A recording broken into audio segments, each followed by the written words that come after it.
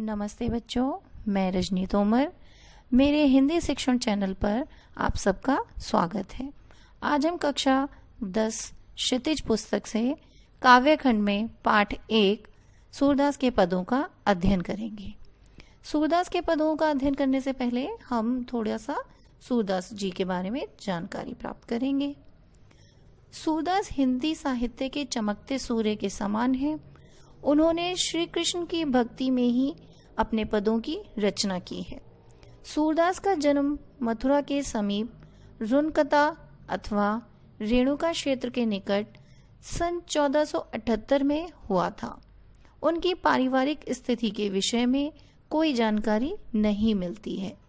वल्लभाचार्य ने उनका गायन सुनकर उन्हें अपने संप्रदाय में शिक्षा प्रदान करने के लिए रख लिया था। वे जन्म से अंधे थे, परंतु कुछ विद्वान इसे सही नहीं मानते। कुछ विद्वानों के अनुसार कि जो प्रकृति और संसार के दृश्यों का अनुभव कर सकता है, उनके बारे में इतना सुंदर वर्णन कर सकता है, भला वह जन्म से अंधा कैसे हो सकता है। तो कुछ विद्वानों में ये बात मतभेद में थी कि सूरदास जन्म से अंधे थे या नहीं। कहा जाता है कि सूरदास ने अपने जीवन काल में 1.25 लाख पदों की रचना की थी, जिनमें से अब केवल 4-5 हजार पद ही मिलते हैं। सूरदास की मृत्यु सन 1583 में 105 वर्ष की आयु में हुई थी। सूरदास की कुछ काव्यगत विशेषताएं हैं, जो कि हैं सूरदास ने अपने पदों की रचना ब्रज भाषा में की है। उन्होंने मुक्तक काव्य में रचना की। सूरदास को वात्सल्य और श्रृंगार का सर्वश्रेष्ठ कवि माना जाता है। उन्होंने निर्गुण भक्ति के स्थान पर सगुण भक्ति को प्राथमिकता दी है। उन्होंने संयोग तथा वियोग श्रृंगार का अति सुंदर वर्णन किया है। उनकी भाषा शैली में उपमा अलंकार का बहुत अधिक प्रयोग होता था। उनके काव्य में कहीं उल्हाना है तो कहीं अपनापन है। उनकी भाषा सरल होती थी। उनके काव्य में रूपक, उत्प्रेक्षा, अनुप्रास, अलंकार की अनुभूति होती थी। सूरदास की रचनाएं निम्नलिखित है, जैसे सूरसागर, सुरसारावली, साहित्य लहरी। आज जो हम बच्चों सूरदास के जो पद पढ़ने जा रहे हैं, ये सूरदास जी द्वारा रचित सूरसागर के भ्रमर गीत से लिए गए हैं। तो आइए बच्चों, हम एक एक पद का उच्चारण करेंगे और अर्थ जानेंगे। नमस्ते बच्चों, अब हम पहले पद को पढ़ते हैं और उसका अर्थ जानेंगे। उद्धो तुम हो अति बड़ भागी, अपरस रहत सने तगाते, नाहिन मन अनुरागी, पुरैन पात रहत जल भीतर, तारस देह न दागी, ज्यों जल महा तेल गागरी, बूंद न ताको लागी, प्रीति नदी में पाऊ न बोर्यो, दृष्टि न रूप परागी, सूरदास अबला हम भोरी, गुर चाटी ज्यो पागी। तो बच्चों, पहले हम कठिन शब्दों का अर्थ जान लेते हैं। बड़भागी अर्थात भाग्यवान, तगा अर्थात धागा, अपरस अर्थात अलग हो जाना या अलग दिखाई देना, पुरीन पात अर्थात कमल का पत्ता, बोर्यो अर्थात डुबोया हुआ, गुर यानी कि गुड़, जो खाने वाला गुड़ होता है, चाटी अर्थात चींटी। इन पंक्तियों में बच्चों उस समय का वर्णन है जब श्री कृष्ण मथुरा चले गए थे कंस को मारने के लिए, और जब वो वापस नहीं आ पाते, वो गोपियों को वचन देके गए हुए होते हैं कि मैं वापस जरूर आऊंगा, परंतु मथुरा जाके वे मथुरा के राजा बन जाते हैं और वहां से वे वापस नहीं आ पाते, क्योंकि वहां का कार्यभार संभालना होता है। तो जब वे वापस नहीं आ पाते तो वे उद्धव को, गोपियों को संदेश देकर भेजते हैं कि गोपियों के लिए संदेश लेके जाओ और उन्हें बताना कि मैं अब वापस नहीं आ पाऊंगा। तो इन पदों में उसी व्यथा का वर्णन किया गया है गोपियों की, कि उद्धव जब गोपियों को श्री कृष्ण का संदेश देते हैं और गोपियां उद्धव से ताने मारते हुए क्या क्या बातें करती हैं। तो चलिए पहले पद को पढ़ते हैं, एक एक पंक्ति का अर्थ समझते चलेंगे। उद्धो तुम हो अति बड़भागी। अर्थात गोपियां यहाँ कह रही हैं उद्धव से कि उद्धव तुम तो बहुत ही भाग्यशाली हो। अपरस रहत सन्हे तगाते नाहिन मन अनुरागी। गोपियां कहती हैं कि उद्धव पर व्यंग करती हुई, ताने मारती हुई कहती हैं कि उद्धव तुम श्री कृष्ण के साथ रहते हुए भी श्री कृष्ण के प्रेम में तुम्हारा मन नहीं बंधा है। अर्थात श्री कृष्ण के प्रेम का एक धागा भी तुम्हें नहीं छू पाया है। पुरनी पात रहत जल भीतर तारस देह न दागी। आगे गोपियां कहती हैं कि हे उद्धव, कमल का पत्ता पानी में रहते हुए भी पानी कमल के पत्ते को छू नहीं पाता। अर्थात पत्ते पर पानी का एक भी धब्बा नहीं पड़ता। उसी प्रकार तुम भी उद्धव, तुम भी श्री कृष्ण के साथ रहते हो, परंतु फिर भी श्री कृष्ण का प्रेम तुम्हें छू तक नहीं पाया है। ज्यों जल महा तेल गागरी बूंद न ताको लागी। हे उद्धव, जैसे जल के अंदर तेल लगा घड़ा रख दें तो उसकी एक बूंद भी पानी को छू नहीं सकती, ठीक उसी प्रकार उद्धव तुम हो कि तुम श्री कृष्ण के साथ रहते हो हर समय, परंतु फिर भी उन्हें कृष्ण के प्रेम का अनुभव नहीं हुआ है। उन्हें किन्हें? उद्धव को, कि उद्धव हर समय श्री कृष्ण के साथ रहते हैं परंतु उन्हें श्री कृष्ण के प्रेम का अनुभव नहीं हुआ है। प्रीति नदी में पाऊ न बोर्यो दृष्टि न रूप परागी।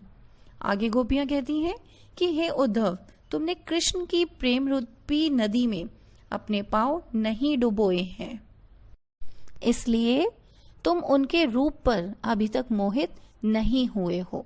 अर्थात हर वक्त उनके साथ रहते हुए भी तुमने उनके सच्चे रूप के दर्शन नहीं किए हैं।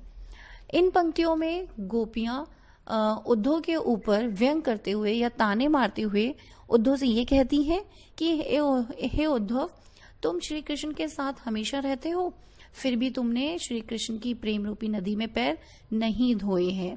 तुम उसी प्रकार हो जैसे कमल का पत्ता पानी में तो रहता है लेकिन उस पत्ते के ऊपर धब्बे नहीं पड़ते।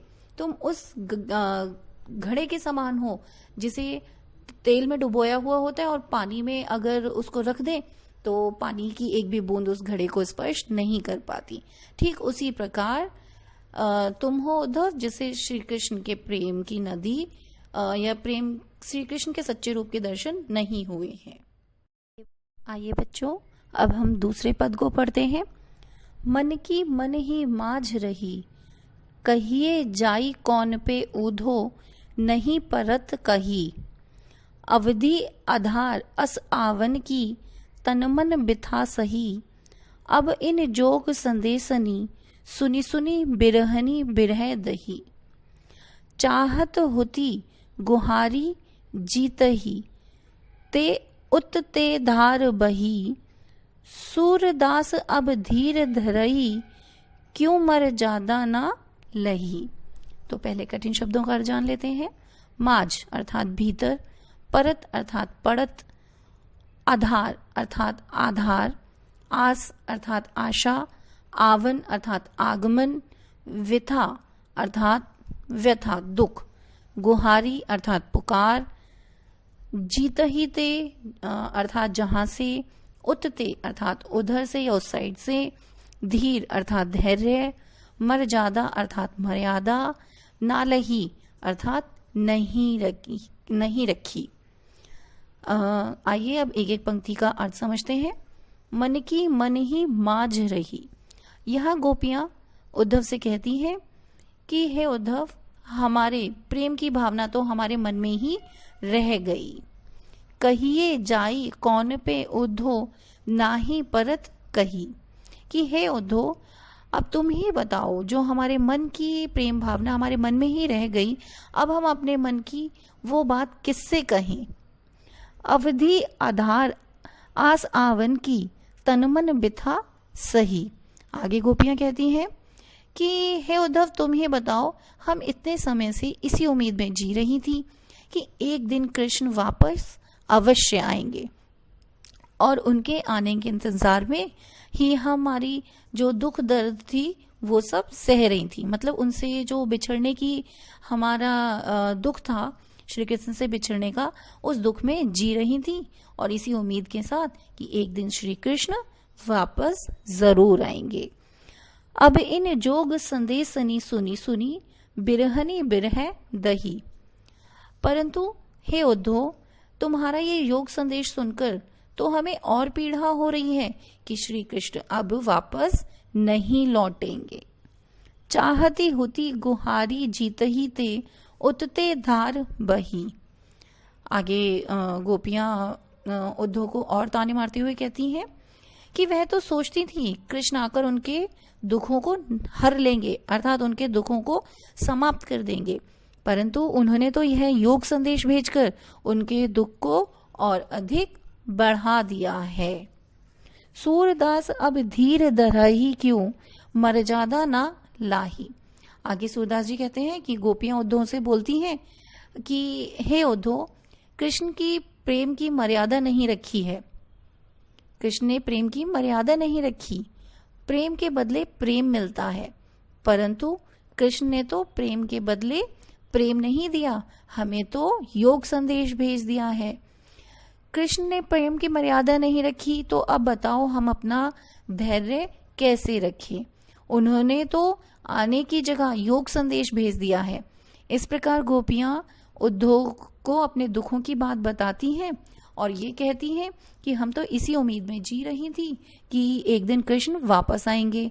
इसी दुख के साथ हम जी रही थी कि हमारे दुख जो हैं वो एक दिन कृष्ण वापस आने से सारे दुख समाप्त हो जाएंगे, परंतु उद्धव तुमने तो हमारे दुख को और बढ़ा दिया ये संदेश देके कि श्री कृष्ण वापस ही नहीं आएंगे। और जब श्री कृष्ण ने प्रेम की मर्यादा नहीं रखी तो अब हम धैर्य रख के कौन सी मर्यादा का पालन करें। आइए बच्चों, अब हम तीसरे पद को पढ़ते हैं। हमारे हरि हारिल की लकड़ी, मन क्रम वचन नंद नंदन उर, यह दृढ़ करी पकड़ी। जागत सोवत स्वप्न दिवस निसी, कान्हा कान्हा जकरी। सुनत जोग लागत है ऐसो, ज्यो करोई ककरी। सो तो व्याधि हमको ले आए, देखी सुनी न करी। यह तो सुर तीनही ले सौंपी, जिनके मन चकरी। तो आइए बच्चों, पहले कठिन शब्दों का अर्थ जानते हैं। लकड़ी अर्थात लकड़ी, हारिल एक पक्षी होता है ये, दृढ़ करी अर्थात मजबूती से यानी कि कसकर, जकरी जकड़े रहता है, उर अर्थात हृदय, करुई अर्थात कड़वी, ककरी अर्थात ककड़ी, तीन हिले अर्थात उनको ही, चक्री अर्थात चक्कर जो घूमते रहते हैं, एक जगह टिकते नहीं हैं। आइए बच्चों, अब हम इस पद को एक एक पद का अर्थ समझते हैं। हमारे हरि हरिल की लकड़ी। आगे गोपियां कहती हैं कि जब गोपियों को उन्होंने संदेश सुनाया तब गोपियों ने उनसे कहा कि हमारे कृष्ण हारिल की उस लकड़ी के समान है। हारिल एक पक्षी होता है बेटा, जो अपने पंजे में लकड़ी को बांधे रहता है और किसी भी कारण से उस लकड़ी को छोड़ता नहीं है। तो गोपियां कहती हैं कि हे उद्धव, हमने भी कृष्ण को हरिल की लकड़ी के समान अपने मन में कसकर बांधा हुआ है, अर्थात उनका प्रेम हम अपने मन से नहीं निकाल सकती। जिस प्रकार हारिल लकड़ी अपने पंजे में दबाए हुए उस लकड़ी के टुकड़े को नहीं छोड़ता है, उसी प्रकार हमारे मन में जो कृष्ण के लिए प्रेम है, हम उस प्रेम का त्याग नहीं कर सकती। मन क्रम वचन नंद नंदन उर, यह दृढ़ करी पकड़ी। कि हे उद्धव, हमने तो मन वचन कर्म से कृष्ण को, यानी कि कृष्ण जो नंद नंदन है, नंद बाबा के जो पुत्र हैं, हे उद्धव, हमने मन वचन कर्म से कृष्ण जो नंद नंदन है उनको अपने हृदय में कस के बांधा हुआ है, अर्थात उनका प्रेम हमारे मन में बसा हुआ है और यह प्रेम किसी भी प्रकार से छूट नहीं सकता। जैसे हारिल पक्षी लकड़ी को नहीं छोड़ता, हम भी अपने मन से कृष्ण के लिए प्रेम नहीं निकाल सकते। जागत सोवत स्वप्न दिविस निसी, कान्हा कान्हा जकरे। कि हे उद्धव, हमें तो जागते सोते सपने में, दिन में, रात में कृष्ण नाम की ही रट लगी रहती है। हम कान्हा कान्हा ही पुकारती हैं, चाहे कोई भी समय हो, हमें कान्हा से मिलने की उम्मीद रहती है।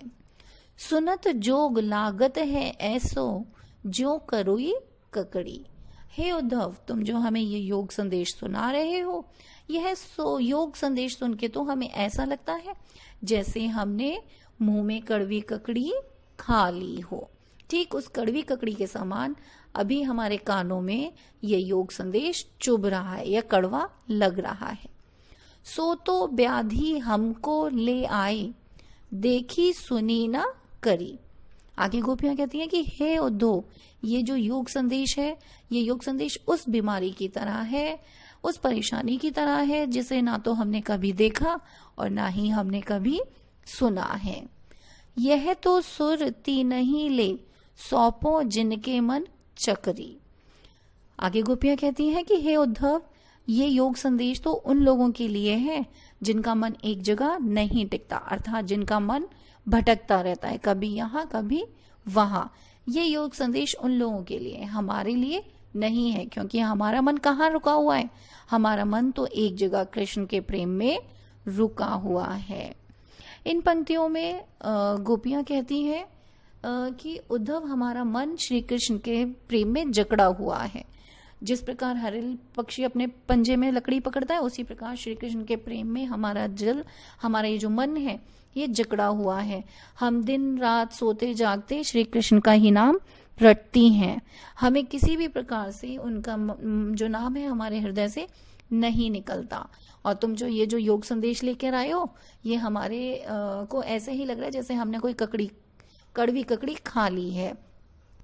और तुम ऐसी बीमारी के तौर पे ये योग संदेश सुना रहे हो जैसे एक बीमारी होती है जिसके बारे में हमें ना तो हमने कभी सुना है ना जाना है। आइए बच्चों, अब हम चौथा और अंतिम पद पढ़ते हैं। हरि है राजनीति पढ़ आए, समुझी बात कहत मधुर करके, समाचार सब पाए। एक अति चतुर होते पहिले ही, अब गुरु ग्रंथ पढ़ाए। बढ़ी बुद्धि जानी जो उनकी, जोग संदेश पठाए। उद्धव भले लोग आगे के, परहित डोलत धाए। अब अपने मन फेर पहिए, चलत जू हुते चुराए। ते क्यों अनीति करे आपनु, जे और अनीति छुड़ाए। राज धर्म तो यही सुर, जो प्रजा ना जाही सताए। आइए बच्चों, पहले हम कठिन शब्दों का अर्थ जान लेते हैं। मधुर कर अर्थात भवरा, होते अर्थात थे, पठाए अर्थात भेजे, डोलत अर्थात दौड़कर जो आते हैं, फेर अर्थात बदलाव, आपुन अर्थात स्वयं। आइए बच्चों, अब एक एक पंक्ति का अर्थ समझते हैं। हरि है राजनीति पढ़ आए। यहाँ गोपियां कहती हैं कि हे उद्धव, कृष्ण ने मथुरा जाकर राजनीति पढ़ ली है। समुझी बात कहत मधुर करके, समाचार सब पाए। गोपियां कहती हैं इन पंक्तियों में कि हे उद्धव, कृष्ण ने तुम्हें यहाँ भवरा बनाकर भेजा है, अर्थात योग संदेश जो है तुम एक भवरे के समान लेकर आए हो और हमें ये संदेशा दिया है कि श्री कृष्ण अब वापस नहीं आएंगे। एक अति चतुर होते पहले ही, अब गुरु ग्रंथ पढ़ाए। कि हे उद्धव, कृष्ण तो पहले ही बहुत चतुर चालाक थे, बुद्धिमान थे, अब तो उन्होंने मथुरा जाकर बड़े बड़े ग्रंथ पढ़ लिए हैं, तभी तो वे राजनीति सीख गए हैं और तुम्हारे द्वारा संदेश भेज रहे हैं कि वे वापस नहीं आएंगे। बड़ी बुद्धि जानी जो उनकी, जोग संदेश पठाए। कि हे उद्धव, कृष्ण की बुद्धि और अधिक बढ़ गई है मथुरा जाके, तभी तो उन्होंने तुम्हारे द्वारा हमें यहाँ पे योग संदेश भिजवाया है वापस ना आने का। उद्धव भले लोग आगे के, परहित डोलत जाए। कि हे उद्धव, पहले के जो लोग थे वो बहुत अच्छे बहुत भले लोग होते थे, जो दूसरों के दुख को देखकर दौड़े चले आते थे। अब अपने मन फेर पहिए, चलत जो होते चुराए। कि हे उद्धव, लेकिन जब कृष्ण मथुरा गए थे तो हमारा मन चुराकर अपने साथ ले गए थे। तब से हमारा मन हमारे पास नहीं है। परंतु कृष्ण द्वारा ये योग संदेश भेजने पर लगता है कृष्ण के मन में हमारे लिए प्रेम नहीं है, और अब हमारा मन भी कृष्ण के पास नहीं है, तो शायद अब हमारा जो मन है हमारे पास वापस आ जाएगा। ते क्यों अनीति करे आपनु, जे और अनीति छुड़ाए। आगे गोपियां कहती हैं कि कृष्ण पहले तो हमारे साथ हुए अन्याय के लिए लड़ते थे, मतलब वे दूसरों पर अन्याय होते नहीं देखते थे, परंतु अब वे स्वयं हमारे साथ अन्याय कर रहे हैं, क्योंकि उन्होंने राजनीति पढ़ ली है, तभी तो वे वापस नहीं आ रहे और हमें योग संदेश भेज दिया है। राज धर्म तो यही सुर, जो प्रजा ना जाही सताए। आगे गोपियां कहती हैं कि हे उद्धव, राजधर्म तो ये कहता है कि प्रजा को ना सताया जाए, बल्कि अपनी प्रजा की रक्षा की जाए। अगर कृष्ण राजा बन गए हैं तो वे अपने धर्म का पालन करें, और उनका धर्म ये है कि वे अपनी प्रजा की अर्थात हमारी रक्षा करें, परंतु उन्होंने तो ये योग संदेश भेजकर हमें और अधिक दुखी कर दिया है। तो इन पंक्तियों में गोपियां कहती हैं उद्योग पर व्यंग करते हुए, ताने कसते हुए, कि श्री कृष्ण ने मथुरा जाकर और भी ज्यादा राजनीति पढ़ ली है, तभी तो उन्होंने हमें यहाँ पर तुम्हारे द्वारा योग संदेश भेजा है। बड़े बड़े ग्रंथ पढ़ लिए हैं उन्होंने, और उनकी बुद्धि तो पहले से ही चतुर थी, और अपनी इसी बुद्धि के वजह से और चतुर होकर के उन्होंने हमें योग संदेश भी भेज दिया है। परंतु पहले के लोग अच्छे थे, जो दूसरों का दुख सुनकर दौड़े चले आते थे उनका दुख दूर करने के लिए। जब कृष्ण मथुरा गए थे तो हमारा मन चुरा के ले गए थे। हमने सोचा था वापस आएंगे तो हमारा मन भी वापस आ जाएगा, परंतु उन्होंने तो योग धर्म भेज दिया। आगे गोपियां कहती हैं कि जिस प्रकार राजा का धर्म होता है अपनी प्रजा की रक्षा करना, तो कृष्ण अगर राजा बन गए हैं तो वे हमारी रक्षा करें, परंतु उन्होंने तो हमारी रक्षा नहीं करी, वह तो योग संदेश भेजकर हमारे दुख को और अधिक बढ़ा दिया है। तो बच्चों, मैं उम्मीद करती हूँ आपको ये पाठ समझ आया होगा। आपको मेरा पाठ समझ आया तो आप मेरे चैनल को सब्सक्राइब करना ना भूलें, और वीडियो को लाइक और शेयर जरूर करें। आइए